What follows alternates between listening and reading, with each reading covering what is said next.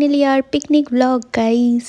ইস কি বলবো, মানে আমার টোনের সাথে এই ধরনের কথা একদমই বেমানান লাগে। যাই হোক, আবার ফিরে আসি পিকনিকে। তো সকালবেলা ব্রেকফাস্ট ছিল আমাদের পাউরুটি ডিম কলা। না মানে সত্যি কথা বলতে আমাদের কচুরির বাজেট ছিল না, কিন্তু আমরা চিকেন পকোড়াটা কিন্তু রেখেছিলাম বস। ওটা ছাড়া পিকনিক একদমই হবে না। দেখো পকোড়া হতে না হতেই এরা সব লাইন দিয়ে বসে পড়েছে খাবারের দলগুলো।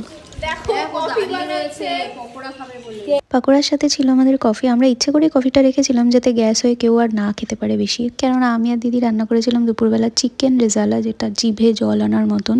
আর আমাদের মেন কোর্সে ছিল মাটন বিরিয়ানি, যেটা কিনা কিনে আনা হয়েছিল, কেননা আমরা এত রান্না করতে পারবো না, সেটা আগেই বলে দিয়েছিলাম, আমরা রাঁধুনি নই। তবুও রেজালাটা কিন্তু টপ ক্লাস হয়েছিল। কেমন আছে? এই তো ভালো আছে, রনিও বলছে ভালো আছে। সন্ধ্যাবেলা গেম টেম খেলার পরে যখন সবাই প্রাইজ পাচ্ছিল তখন আমার মনটা খুব খারাপ লাগছিল, কেননা আমি একটাও পাইনি। আর প্রাইজ না পাওয়ার আনন্দে উন্মাদ হয়ে আমরা এরম করছিলাম।